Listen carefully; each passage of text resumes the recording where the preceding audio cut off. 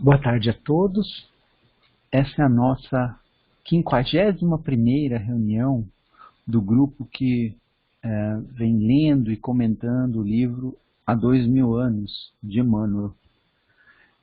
Na nossa última reunião, nós iniciamos a segunda parte do livro, né? E o primeiro capítulo é A Morte de Flamínio. Então, eles estavam lá na Galileia, né?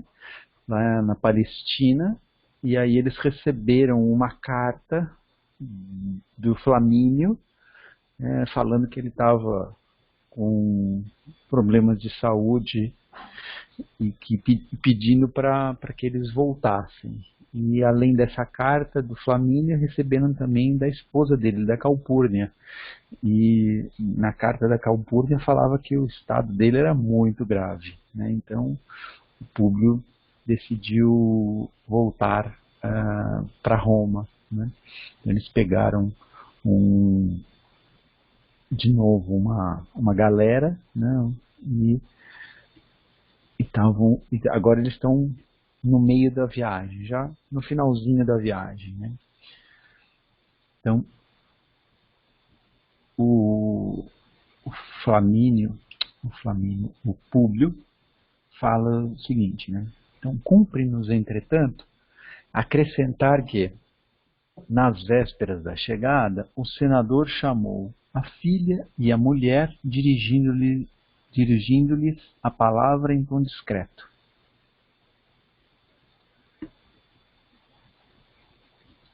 Antes de aportarmos, convém lhes explique a minha resolução a respeito do nosso pobre Marcos. Há muitos anos guardo o maior silêncio em torno do assunto, para com os meus afeiçoados de Roma, e não desejo ser considerado mau pai em nosso ambiente social. Somente uma circunstância como a que nos impõe esta viagem me levaria a regressar, porquanto não se justifica que um pai abandone o filho em tais paragens, ainda mesmo torturado pela incerteza da continuidade da sua existência. Assim, resolvi comunicar a quantos me perguntem que o filho está morto há mais de 10 anos, como de fato deverá estar para nós outros, visto a impossibilidade de o reconhecermos na hipótese de seu reaparecimento. Então, só para lembrar, né, o filho dele, a história começou em 31, né, quando ele conta aquele sonho para o Flamínio e tal, e decide, o Flamínio sugere que ele vá lá para a Palestina para tentar curar a filha. Aí eles esperam um ano para fazer essa viagem, porque a esposa dele, né, a Lívia, estava grávida, então para esperar a criança nascer e ela ficar um pouquinho maior. Então eles esperam um ano. Aí eles ficam um ano lá, e aí nesse um ano eles mudam rapidamente de Jerusalém lá para Cafarnaum. Eles, tanto o Públio quanto a Lívia, têm um encontro com Jesus, né? E aí, um ano depois que eles estão lá, aí nesse meio tempo ocorre o rapto do filho, né? E aí, um ano depois, Jesus é crucificado, né? Então, logo em seguida, a morte lá do Simeão e tal, e aí depois o livro está concentrado nesse um ano e pouco lá na Palestina, né? A primeira parte, e aí depois ele dá um salto de 13 anos, então agora aqui ele está 15 anos depois do início do livro, 13 anos depois lá da morte de Jesus. Então, E aí o menino deve ter uns 12 anos, né? Eles conheceram um menino bebezinho, então por isso que ele fala que ele não vai reconhecer a criança, né?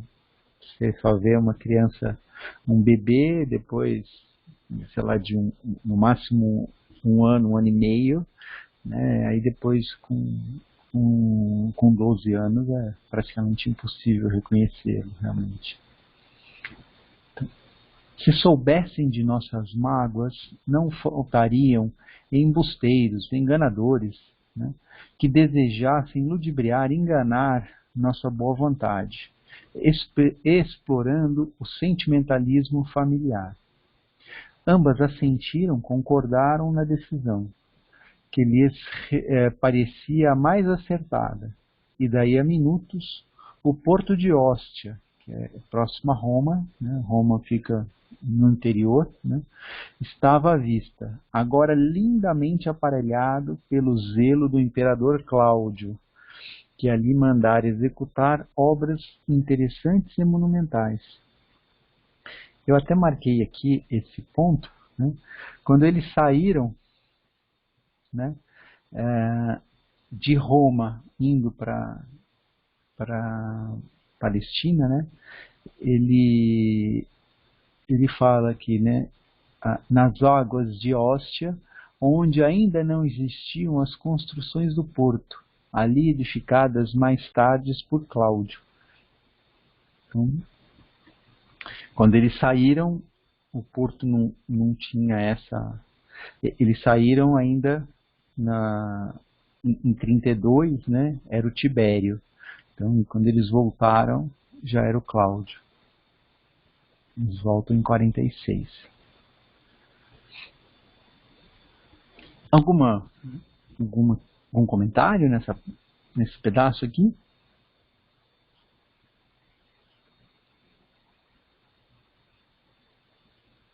Não vou seguir a leitura. Nessa hora, não se observava o contentamento natural em tais circunstâncias.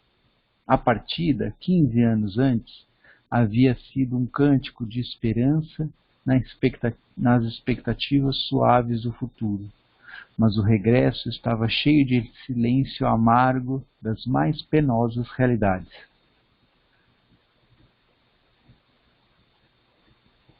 Além do desencanto da vida conjugal, Públio e Lívia não viam ali, entre os rostos amigos que os esperavam, as silhuetas de Flamínio e Calpurnia, que consideravam irmãos muito amados. Contudo, dois rapazes simpáticos e fortes, de gestos desembaraçados, nas suas togas irrepreensíveis, dirigiram-se a eles imediatamente, em escaleres, é uma espécie de barco, né, em escaleres confortáveis. Mal a embarcação havia ancorado.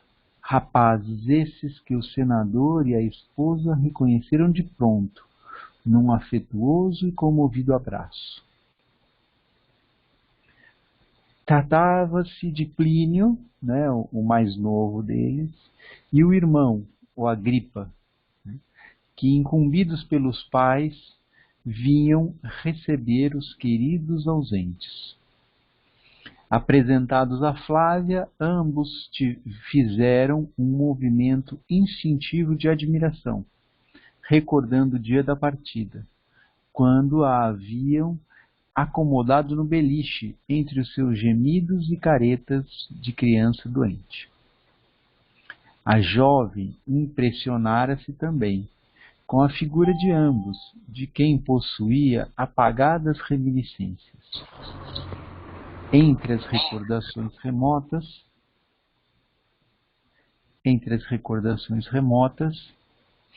da sua infância.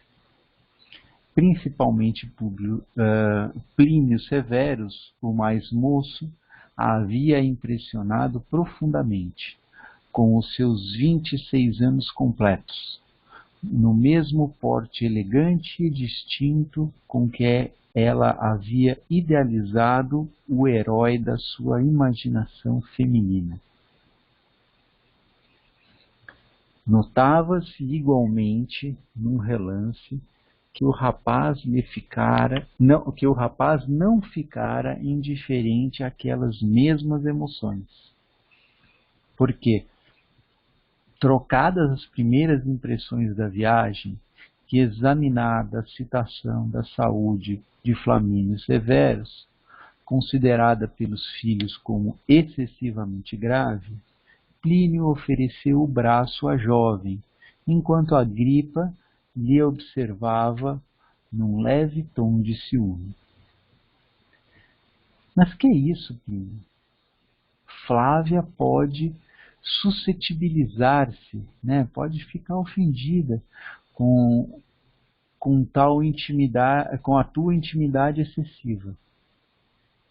Ora, Agripa, respondeu ele com um franco sorriso, estás muito prejudicado pelos formalismos da vida pública. Flávia não pode estranhar os nossos costumes na sua condição de patrícia pelo nascimento. E, ao demais, não nasci para as disciplinas do Estado, tão ao teu gosto.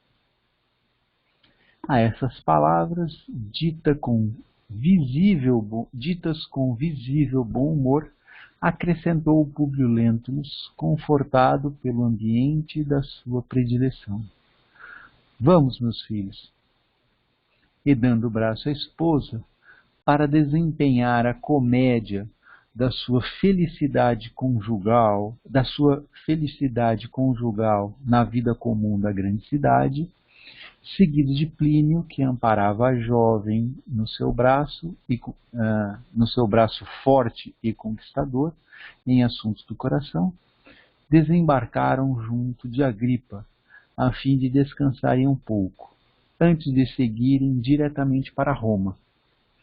E, para o que todas as providências haviam sido tomadas pelos irmãos Severos, com o máximo de carinho e espontânea dedicação. Eu marquei essa parte em amarelo, porque às vezes a gente vê na nossa vida, na sociedade, né, pessoas que têm uma aparência de que está tudo bem, né, que tá ótimo, eles têm uma posição financeira excelente, né, mas aquilo ali muitas vezes é só aparência, né, e é o caso do Públio, né, ele era um senador e ele tinha que mostrar para a sociedade que na casa dele estava tudo ótimo, e a gente sabe que isso não era a realidade, né? Que ele estava afastado da esposa já há muitos anos, né? E viviam uma situação bem diferente do que ele queria aparentar. Então, às vezes a gente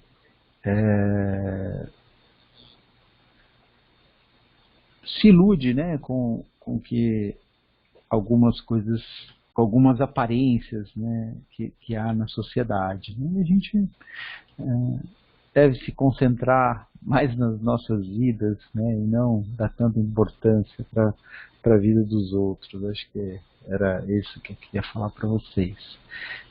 Alguém quer fazer algum comentário?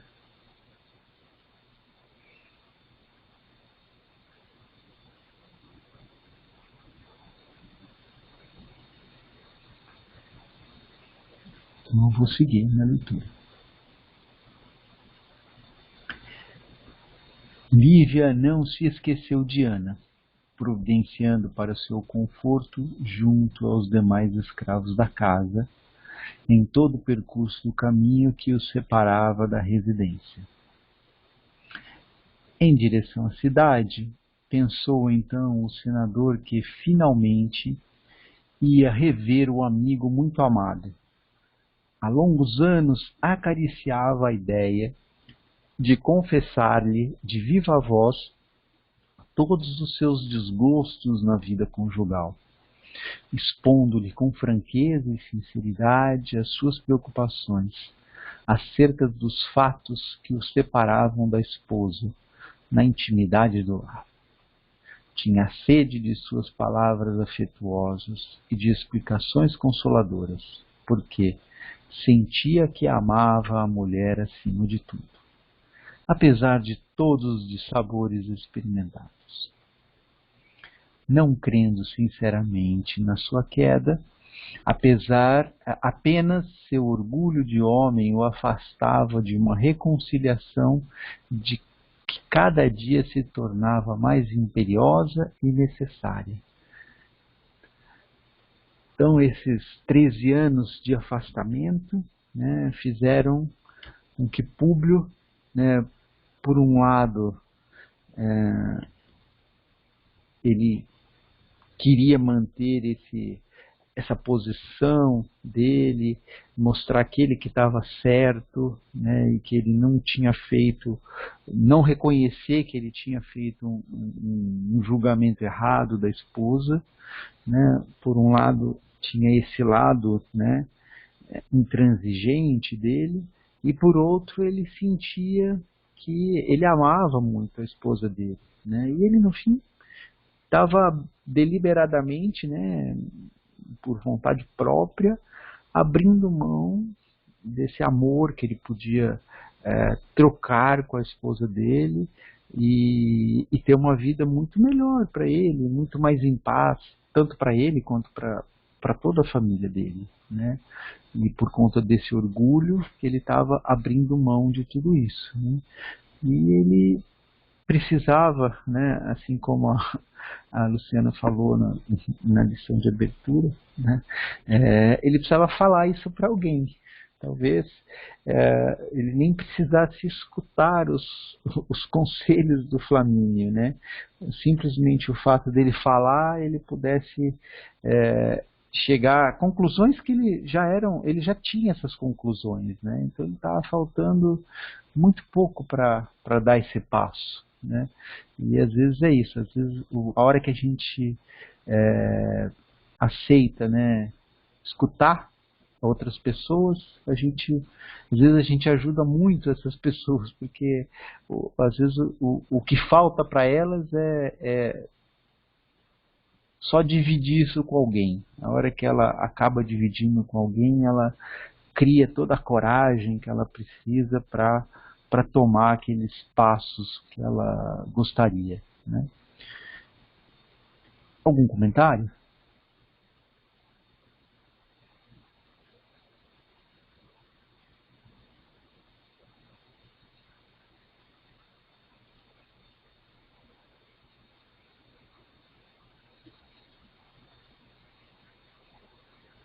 Então, Aventino, né, é uma região da cidade de Roma, né? Então, onde ficava a residência do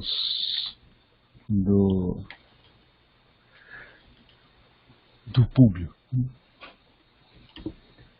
Em breve estavam diante, né, à frente, a antiga residência, lindamente ornamentada para recebê-los. Numerosos servos se movimentavam, enquanto os recém-vindos faziam o reconhecimento dos lugares mais íntimos e mais familiares. Havia 15 anos que o palácio do Aventino aguardava os donos, sob o carinho de escravos dedicados e dignos. Logo se servia uma refeição frugal, uma refeição leve, no triclínio, né, que era o local na casa para que as pessoas tomavam as refeições. Enquanto os irmãos severos, que participavam desse ligeiro repasso, né, dessa refeição, esperavam os seus amigos, a fim de seguirem todos juntos para a residência de Flamínio, onde o enfermo os aguardava ansiosamente. Plínio, em dado instante, como quem traz à baila uma notícia interessante e agradável, exclamou, dirigindo-se ao senador: há bem tempo ficamos conhecendo vosso tio Salvio Lentulus e sua filha, e sua família, que residem perto do fórum, né? Meu tio? Perguntou Públio impressionado, como se as lembranças de Fúlvia lhe trouxessem no íntimo um aluvião, aquilo que vem com a correnteza do rio, né? Tudo que vem junto com a correnteza, né? Um aluvião, no íntimo um aluvião de fantasmas. Mas, ao mesmo tempo, como se estivesse fazendo o possível por adormentar, né, por fazer aquilo ficar meio dormindo, né, as próprias mágoas, acentuou com suposta serenidade: ah, é verdade. Faz 12 anos que ele regressou da Palestina. Foi nesse momento que Agripa interveio como a vingar-se da atitude do irmão, quando ainda não havia desembarcado, exclamando intencionalmente: e por sinal que Plínio parece inclinado a desposar-lhe a filha, de nome Aurélia, com quem mantém as melhores relações afetivas de muito tempo. Ao ouvir essas palavras, Flávia Lentulus olhou, né, o interpelado, como se entre o seu coração e o filho mais moço de Flamínio já houvesse os mais fortes laços de compromissos sentimentais, dentro das leis misteriosas das afinidades psíquicas. Enquanto se passava esse duelo de emoções, Plínio fitou o irmão quase com ódio, dando a entender a impulsividade do seu espírito e respondendo com ênfase como a defender-se de uma acusação injustificável perante a mulher das suas preferências.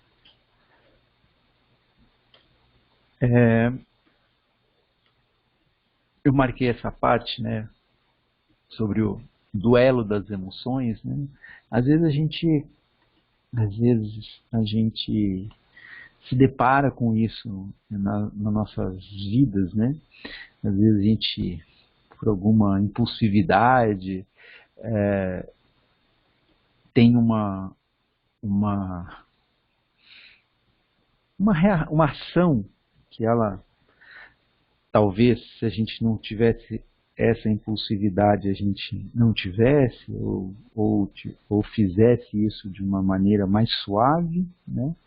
E aí, logo em seguida, a gente percebe uma reação, né, por parte de outras pessoas, né?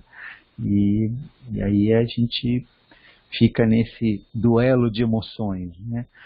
De um lado, quando a gente teve a nossa reação, a gente teve um certo prazer, né, por ter tido essa reação, né? Aí, pouco tempo depois, a gente experimenta um momento diferente, né, pela reação do outro. Então, eu quis só marcar isso daqui para a gente lembrar desses fatos, né, que acontecem nas nossas vidas, Comentários?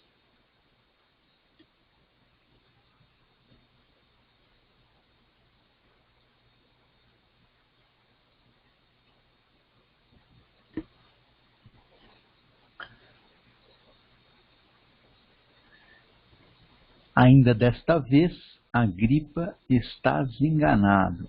Ainda desta vez, Agripa, estás enganado. Minhas relações com Aurélia não têm outro fundamento, além do da pura amizade recíproca. mesmo porque considero muito remota qualquer possibilidade de casamento na fase atual da minha vida. Eu marquei essa parte, né, porque acho que a gente vive numa sociedade, né, em que as pessoas procuram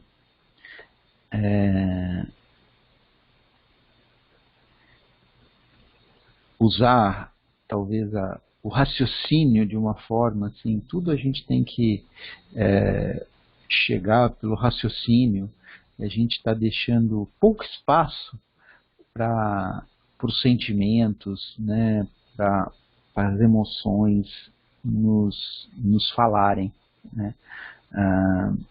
E eu acho que quando a gente dá uma excessiva, né, importância ao raciocínio, né, a gente pode estar sujeito a não perceber, né, a fechar as portas para a gente receber, às vezes, auxílio, né, de pessoas queridas, né, principalmente os nossos espíritos protetores, né, e que podem dar essa emoção, esses avisos para a gente, que vão ser avisos que vão estar mais ligados à parte da emoção, da intuição, do que do raciocínio. Então, se a gente, tudo a gente precisa raciocinar e chegar em conclusões pelo raciocínio, a gente acaba fechando essas portas. Eu não estou falando com isso para a gente não raciocinar, não é isso, né? Mas eu acho que a gente precisa, em alguns momentos, né, deixar essa porta aberta, porque se a gente não deixar essa porta aberta, a gente não vai para a gente receber a ajuda, né, vai ser muito mais difícil a gente receber essa ajuda. Então, o que eu quis marcar aí era isso, né, para que a gente lembre dessa questão, né, e a gente permita, né, deixar um espacinho, né, para questões que a gente não vai entender exatamente o porquê, mas às vezes a gente sente aquela intuição, aquilo lá de uma forma muito forte, né? Eu acho que a gente não pode deliberadamente ignorar tudo isso. Comentários?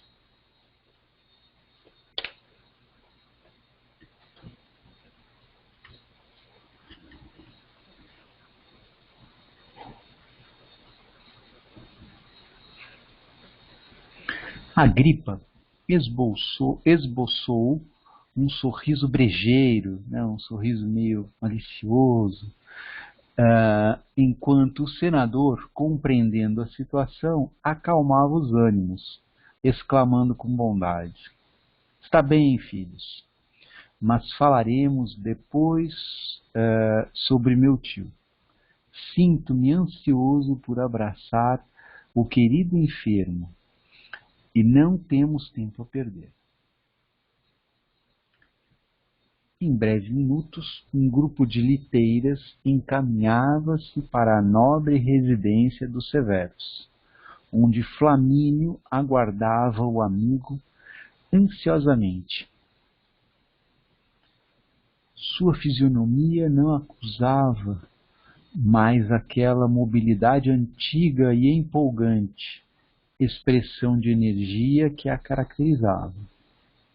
Mas, em compensação, grande placidez, né, uma grande serenidade lhe irradiava dos olhos, sensibilizando a quantos o visitavam nos seus derradeiros, nos seus últimos dias de lutas terrestres.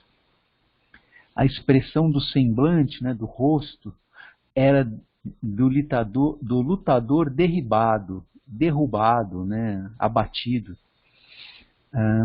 derribado e abatido, exausto de combater as forças misteriosas da morte. Os médicos não tinham a menor esperança de cura, considerando o profundo desequilíbrio físico, aliado à mais forte desorganização do sistema cardíaco. As menores emoções determinavam alterações no seu estado, ensejando as mais amplas apreensões da família. Eu marquei essa parte aqui que os médicos não tinham a menor esperança de cura, né? Porque eu acho que esse é um assunto muito delicado, né? Essa cura que esses médicos estão falando é a cura do corpo, né? Mas o corpo, em algum momento, né, vai morrer. Isso é inevitável. A gente não vai estar aqui na virada do século, provavelmente. A gente não haverá nenhum de nós mais aqui quando chegar lá no ano 1100, né? E assim, mas o dia que a gente for, né, voltar para o plano espiritual, né, a gente pode estar curado, né, mesmo que o nosso corpo não esteja, né? Então, o que é mais importante? A nossa cura espiritual ou a cura do corpo? Pode ser que aquela doença, né, e a gente vai ver isso, acho que no caso do Flamínio, tenha feito com que a gente revie algumas posições, né, procurasse mudar atitudes que antes a gente considerava que eram impossíveis da gente mudar, né? Então a doença normalmente tem esse papel na nossa vida, né? Porque a gente é muito, às vezes, reticente, às vezes a gente é muito teimoso, né,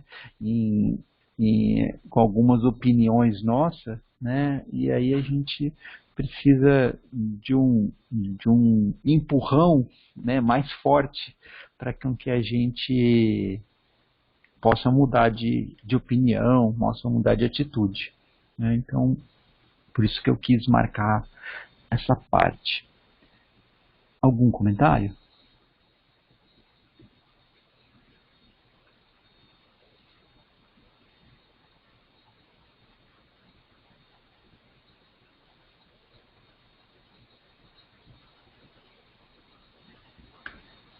De vez em quando, os olhos serenos e tranquilos se fixavam detidamente na porta de entrada, como se esperassem alguém com o máximo interesse, até que rumores mais fortes, vindo do vestíbulo, da, da área ali da porta de entrada, né, anunciaram ao seu coração que ia cessar uma ausência de 15 anos consecutivos, entre ele e os amigos sempre lembrados. Calpurnia, igualmente muito abatida, abraçou Lívia e Públio, derramada em lágrimas e apertando Flávia nos braços, como se recebesse uma filha.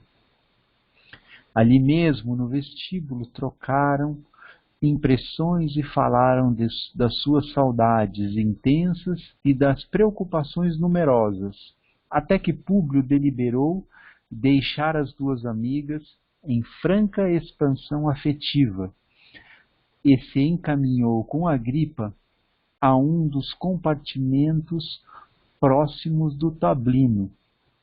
O tablino era um local, né, um cômodo, né, das residências da época, que seria como uma biblioteca, um escritório, né, um lugar onde tinha os arquivos, né? Então era isso. Compartimentos próximo ao tablino, onde abraçou o grande amigo com lágrimas de alegria. Flamínio Severus estava magríssimo, e suas palavras, por vezes, eram cortadas pela dispneia impressionante. Dispneia é uma falta de ar, né, muito grande. Problemas respiratórios muito grandes, né? Dando a perceber que muito pouco tempo lhe restava de vida. Sabendo da satisfação do pai na companhia íntima do leal amigo, Agripa retirou-se do vasto aposento, onde as sombras do crepúsculo começavam a penetrar caprichosamente, como se o fizessem no silêncio sagrado das naves religiosas. Nave religiosa é aquela parte principal da igreja. Publio Lentulus se surpreendeu, encontrando o velho companheiro em tal estado. Não supunha revê-lo tão depauperado, tão debilitado, né, tão fraco. Agora certificava-se de que era a ele, sim, que competia auxiliá-lo com os seus conselhos, levando-lhe as forças orgânicas espirituais, com as suas exortações, com o seu encorajamento, né? Exortações amigas e carinhosas.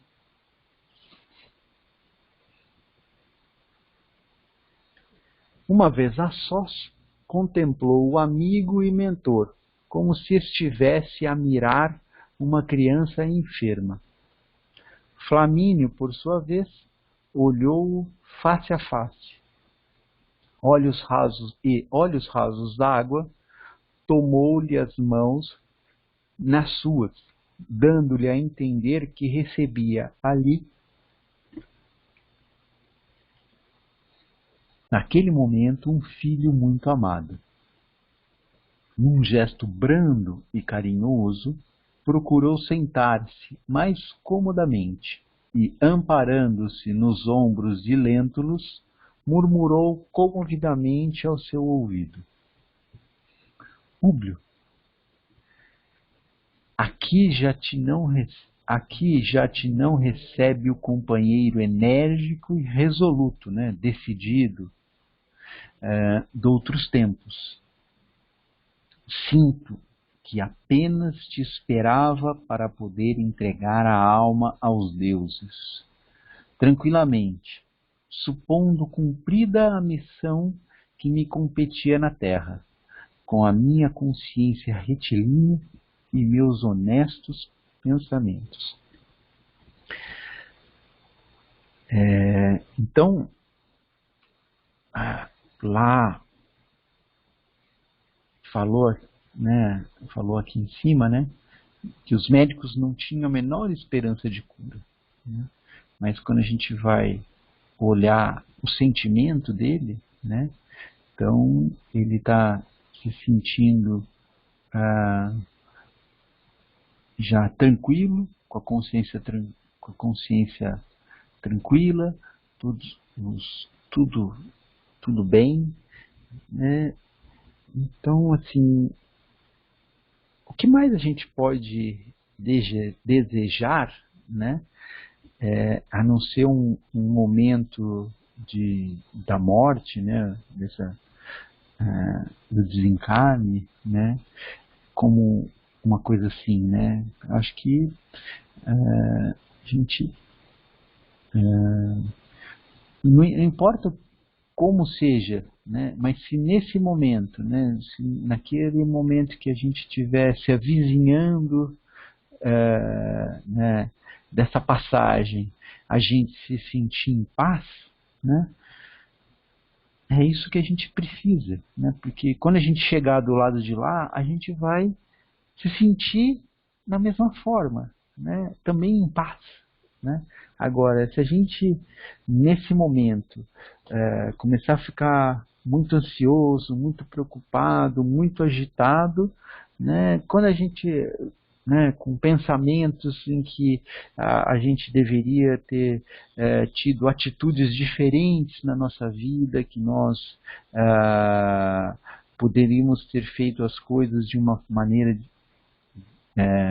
diversa, né, de uma maneira de outra forma, né, a gente ficar com essa emoção, a gente vai chegar lá da mesma forma, com esse coração totalmente descompassado, não equilibrado, né, e aí a gente vai continuar não se sentindo bem. Assim como a gente não estava se sentindo bem no momento que a gente ainda estava aqui, quando a gente chegar lá, a gente vai continuar tendo os mesmos sentimentos, né? Então, eu acho que isso é importante, né? A gente pensar nisso, né? E esse dia pode acontecer a qualquer momento, né? Eu até brinquei na semana passada que a gente precisa começar a preparar a nossa mala, né? A nossa bagagem, né? E a gente a gente não é se preparar para morrer, né? Mas a gente tem que estar preparado para isso, né? Porque se a gente ninguém quer que isso aconteça, né? Eu acho que todo mundo espera que isso não aconteça rapidamente, mas se a gente, enquanto a gente não se decidir,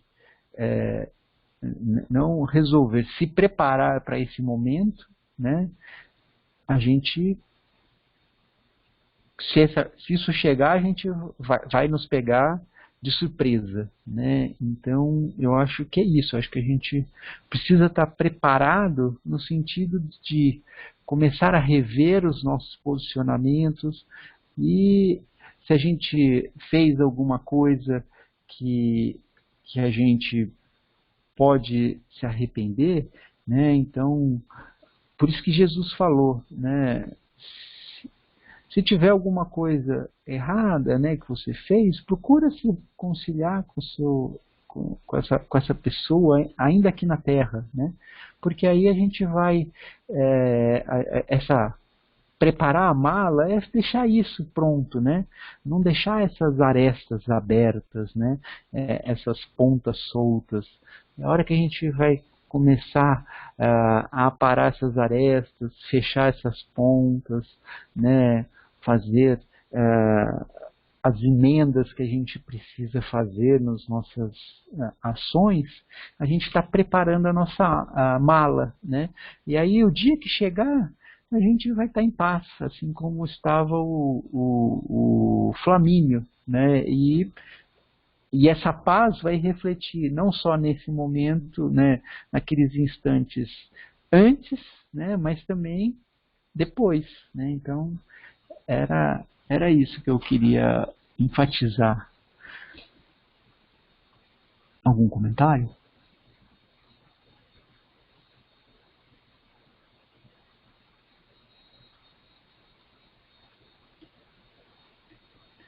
Há mais de um ano pressinto o instante irremediável e fatal, que agora, satisfeito meu ardente desejo, deve estar avizinhando-se com a velocidade do relâmpago.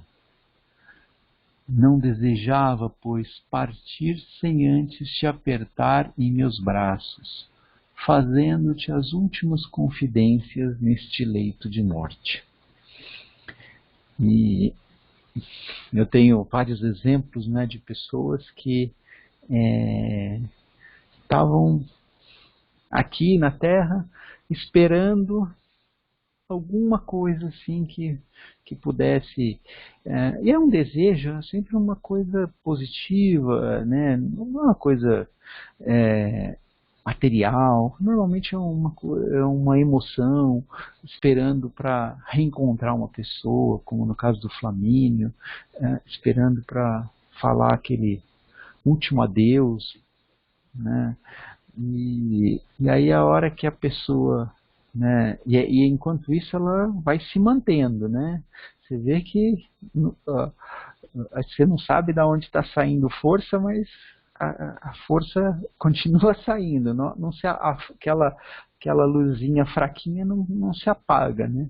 Aí a hora que isso daí ele consegue fazer aquilo lá, né? Aí parece que fala, então, agora não preciso mais arranjar força, não sei da onde aqui que eu estou tirando para manter essa luzinha, né? Aí aquilo lá se apaga, né? Então era isso, né, que eu queria trazer também para vocês, né? Às vezes a gente vê isso, eu já vi isso várias vezes acontecendo. Comentários?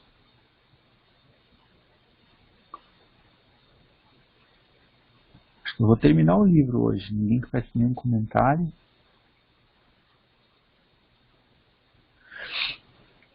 Mas Flamínio, respondeu-lhe o amigo, com serenidade dolorosa, tudo me autoriza a crer nas tuas melhoras imediatas, e todos nós aguardamos a bênção dos deuses, de maneira que possamos contar com a tua companhia indispensável por muito tempo ainda neste mundo.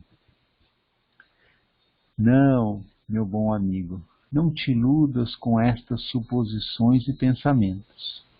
Nossa alma jamais se engana quando se avizinha das sombras do sepulcro.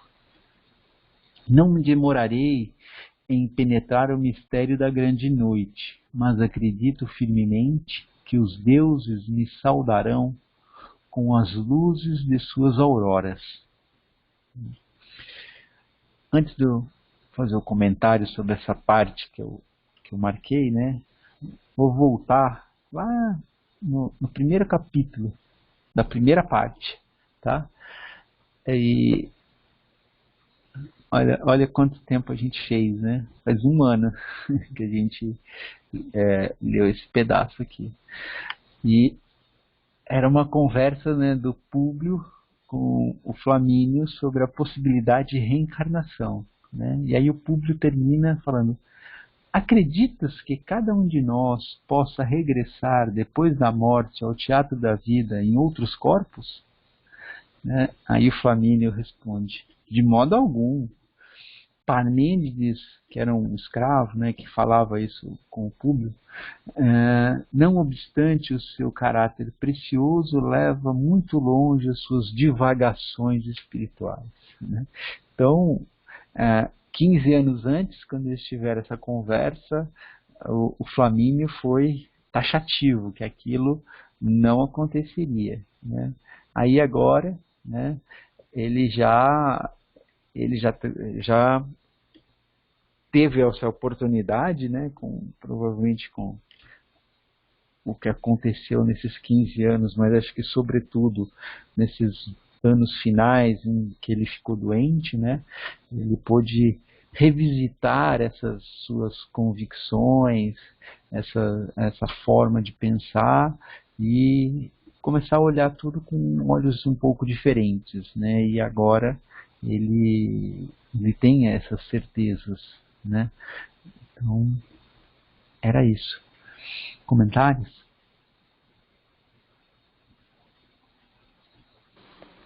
Ô, Paulo, Oi, Luciana.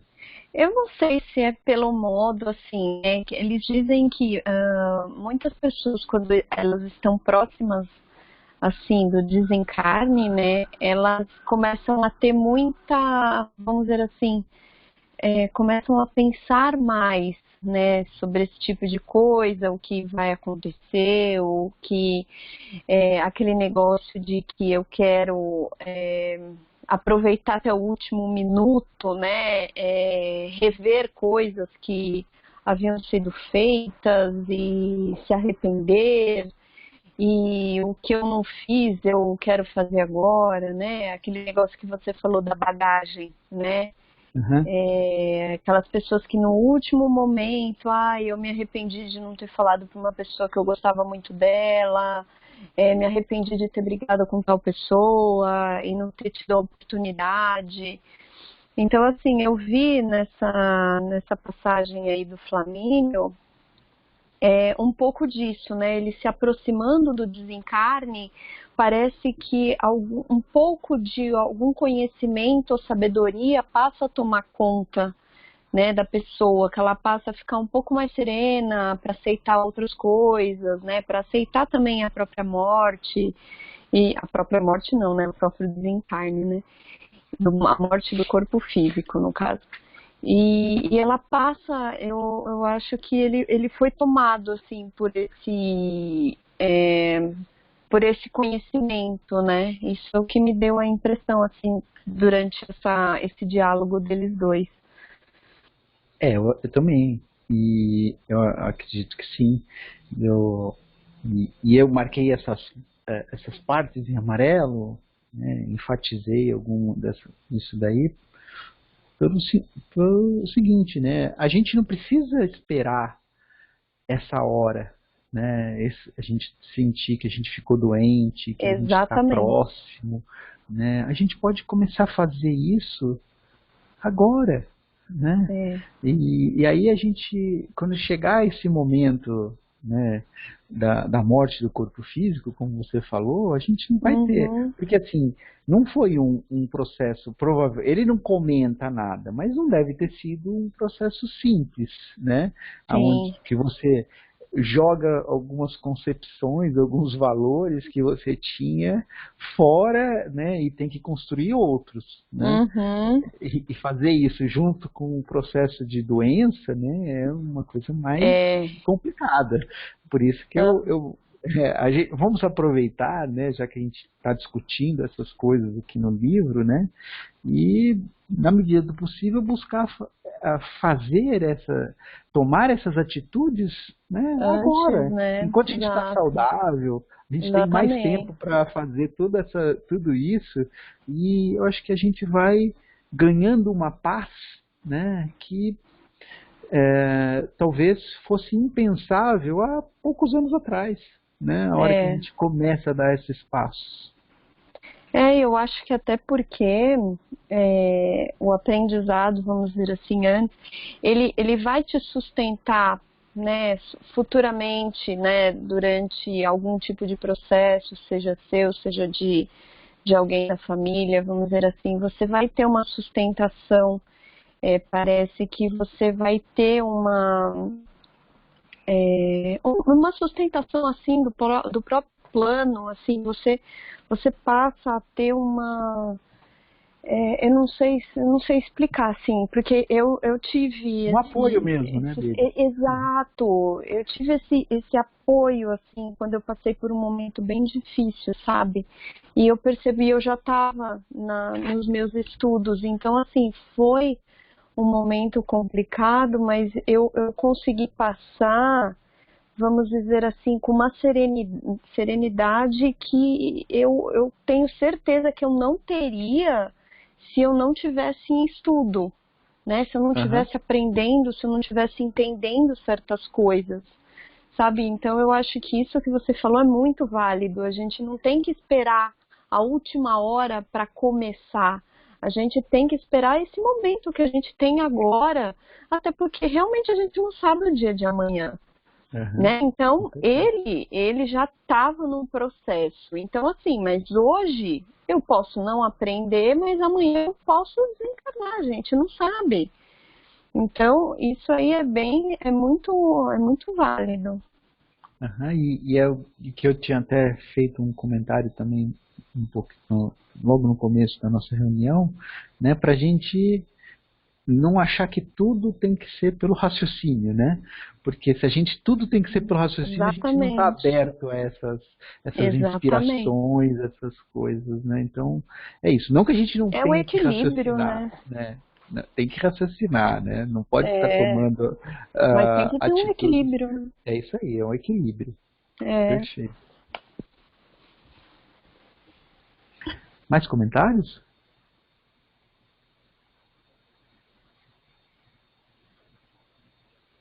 Vou continuar. e deixando o olhar profundo e sereno, devagar pelo aposento, né? Olhar, assim, percorrer o aposento, né? Como se as paredes marmorizadas se dilatassem ao infinito, Flamínio Severo concentrou-se um minuto em meditações íntimas, continuando a falar, como se desejasse imprimir à conversação um novo rumo. Lembras-te daquela noite em que me confiaste os pormenores de um sonho misterioso no auge da tua emotividade dolorosa?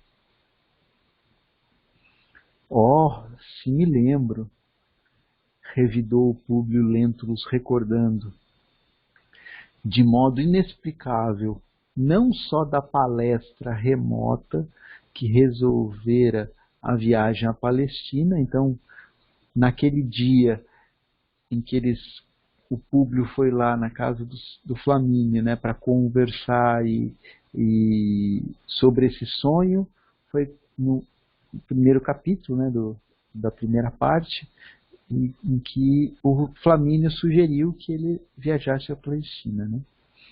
Aí ele falou, mas também outro sonho, no qual testemunhara os mesmos fenômenos intraduzíveis na noite do seu encontro com Jesus de Nazaré, né?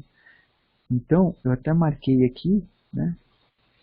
Porque logo ele saiu no final da tarde para encontrar Jesus, né?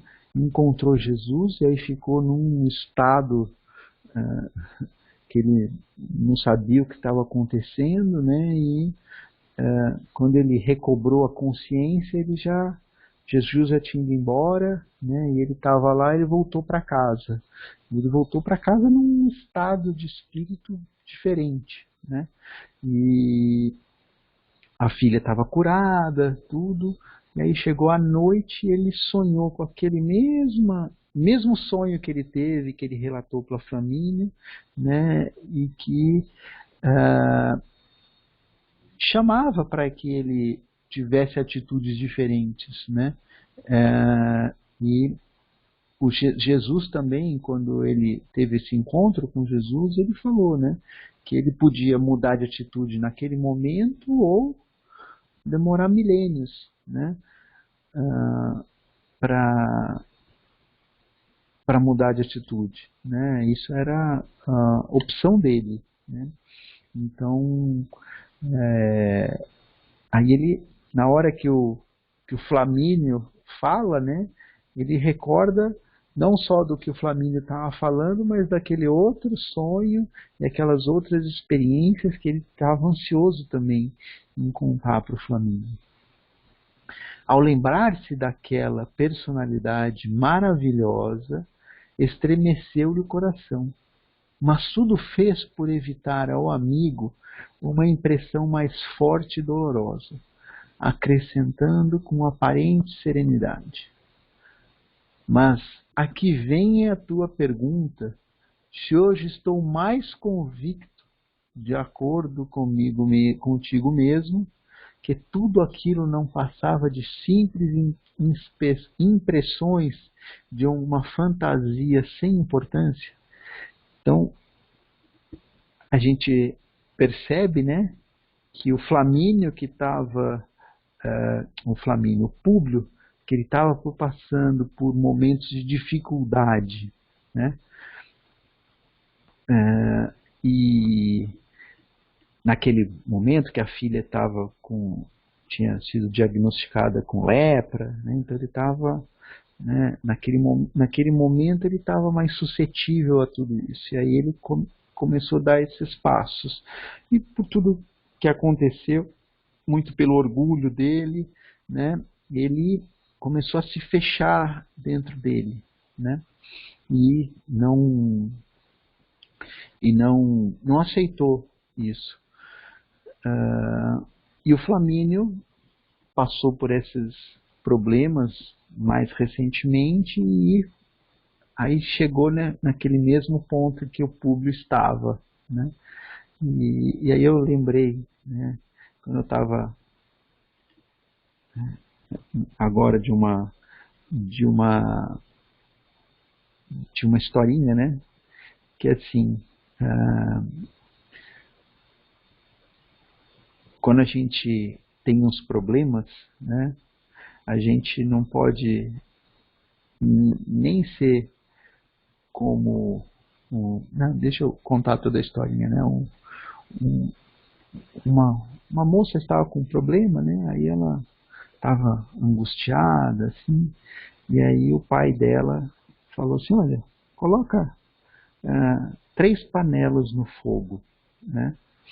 Uma você coloca com água, né? 3 panelas com água no fogão, né? Numa delas você coloca uma cenoura, na outra dela você coloca um ovo, na outra, né, você coloca pó de café, né? Aí ela não entendeu nada, né? Ela estava com aquelas emoções meio descontroladas, ela acabou fazendo o que o pai pediu, né? E aí, passado um tempo, ele falou, olha, quando esses problemas acontecerem na sua vida, você não, você não deve ficar, né, como a cenoura, né, que ela foi ficando mole, né, e né, perdeu toda aquela vitalidade dela, né. Você também não deve ficar como o ovo, né, que ficou todo mais rígido, né, se endureceu por conta daqueles problemas, né. Aí ele falou, você deve ficar como o café, né, que aproveitou o que tinha de bom nos problemas, né, e se transformou, né, numa outra coisa. Não é mais a água e não é mais o pó de café. Agora aquilo lá fez surgir uma nova coisa, né? E eu acho legal essa historinha, né? E às vezes eu lembro dela, né? Assim, eu não posso nem ficar mole demais, né? Nem duro demais com os problemas que acontecem na minha vida, né? Eu tenho que procurar me transformar, né? Ser como o pó de café, né? Então era isso que eu queria falar para vocês. Algum comentário?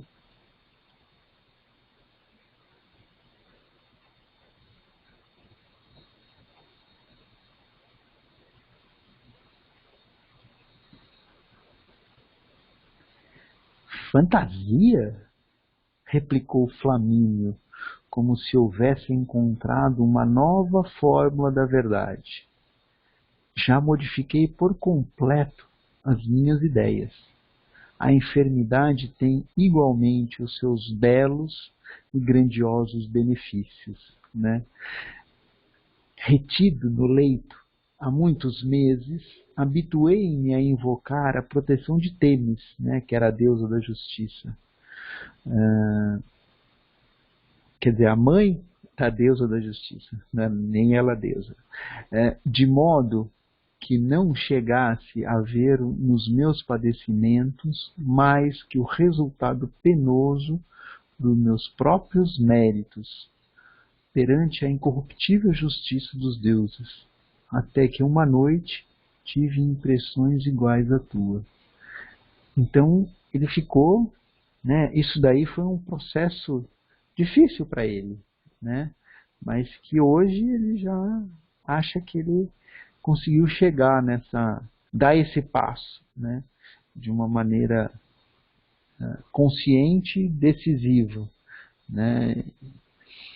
Então, e acho que tudo esse daqui só finaliza, né, toda a nossa conversa que a gente que teve, né, com essas partes que eu fui marcando. Mas alguém quer fazer algum comentário?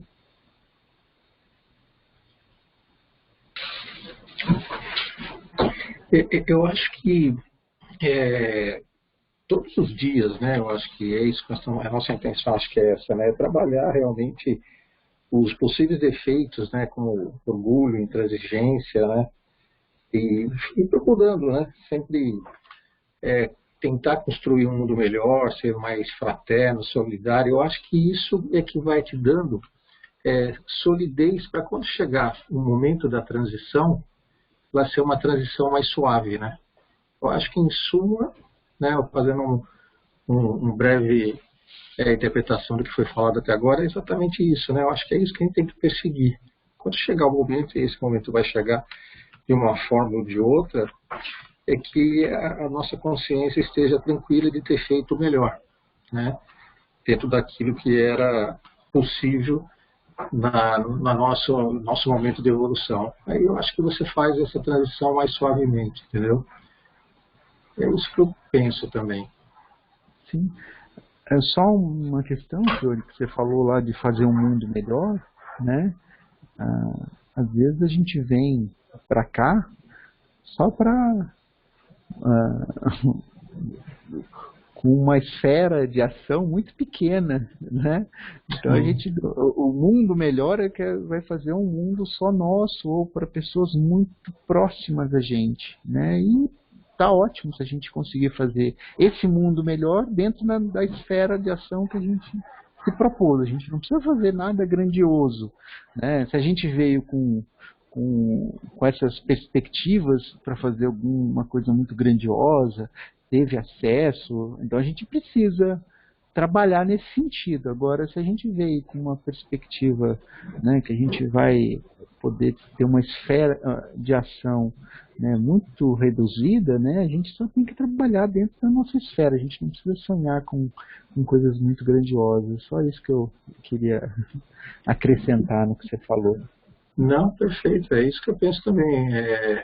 É você dar o exemplo para aquele seu mundinho ali, das pessoas que você se relaciona. De repente, um exemplo seu é um exemplo positivo, que pode fazer com que o outro reflita sobre aquilo. Quem de nós já não teve esse tipo de comentário de uma pessoa falar: puta, o que ele fez ali, eu acho que faz todo sentido, eu acho que ele tem razão, ele pode ser uma pessoa às vezes especial em determinadas situações. Eu acho que é isso, e aquilo que você vai fazendo vai reverberando, né, para aquele seu mundo. É o que eu falo, de alguma forma você está sendo importante naquele momento e está ajudando a construir uma vida melhor, um mundo melhor, Perfeito. Né? Eu acho que é nessa linha mesmo. É isso aí.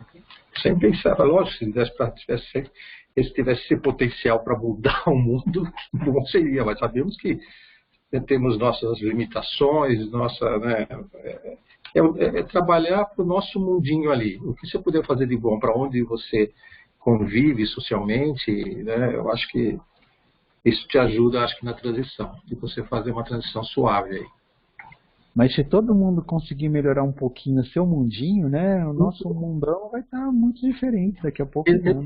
Exatamente, entendeu? Exatamente. Se todo mundo conseguir transformar um pouco, né, esse seu mundinho para o lado bom, né, eu falo, as coisas começam a ter uma dimensão até inimaginável, né? É isso. Perfeito. Mais comentários?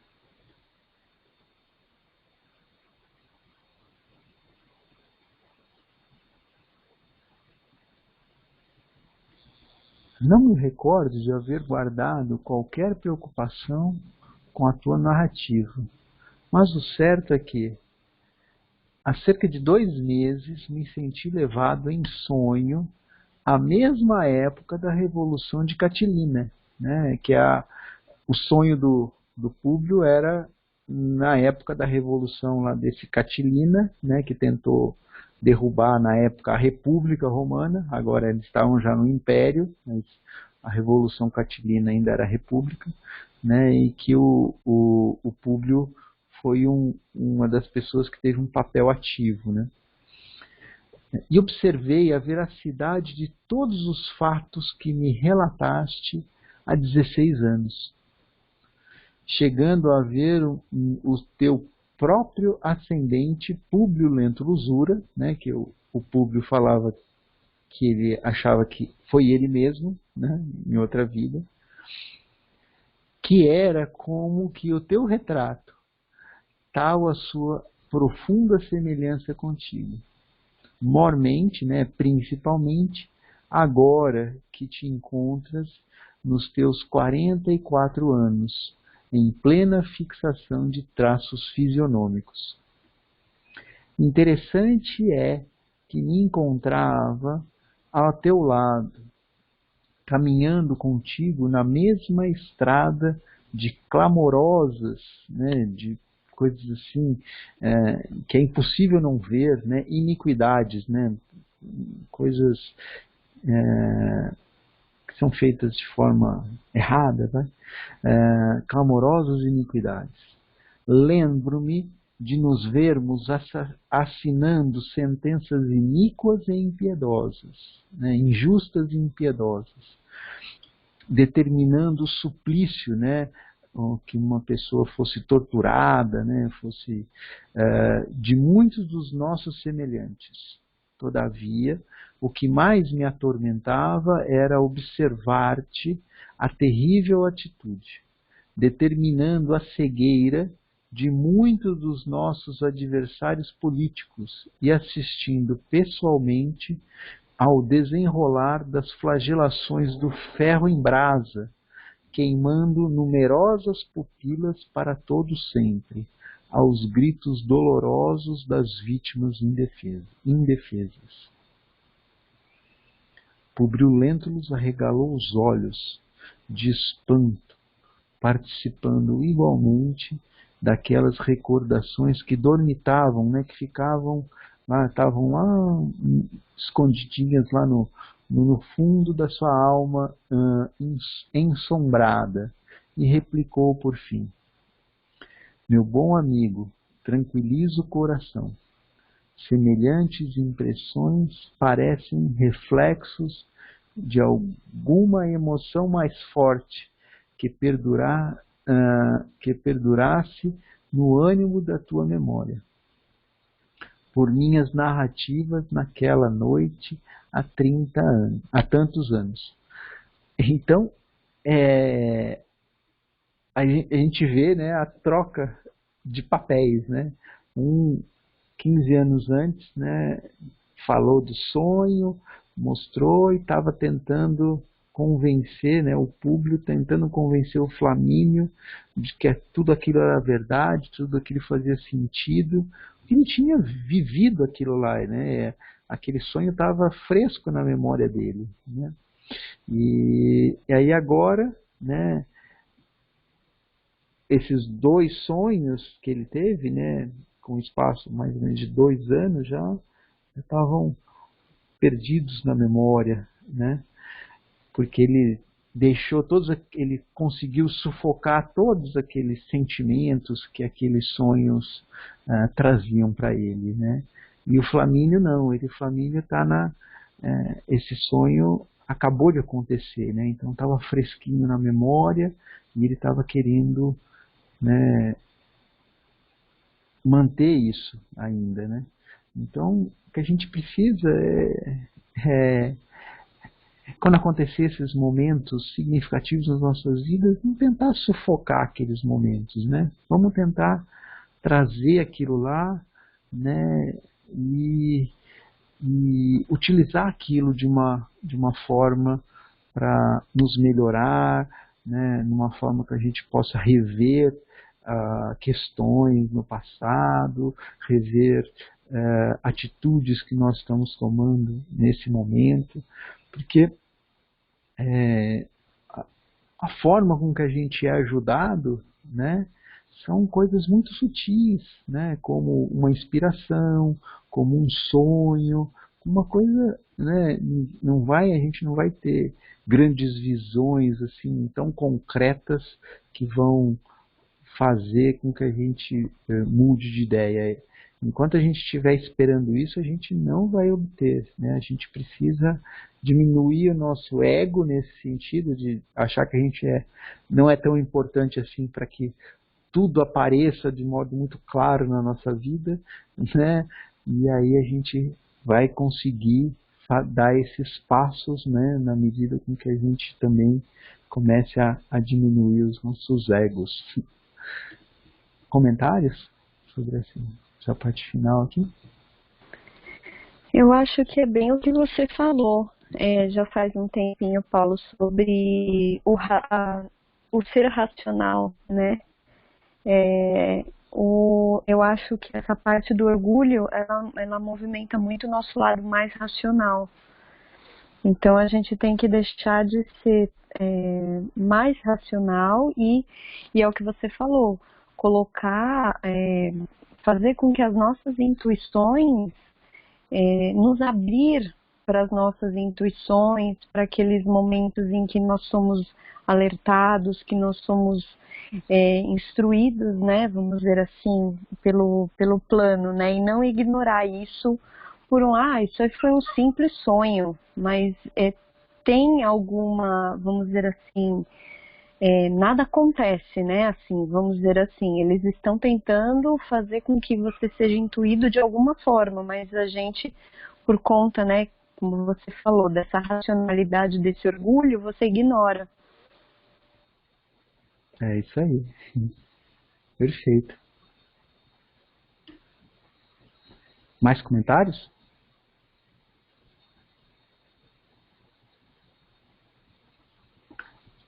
Então acho que eu vou parar a gravação, tá bom?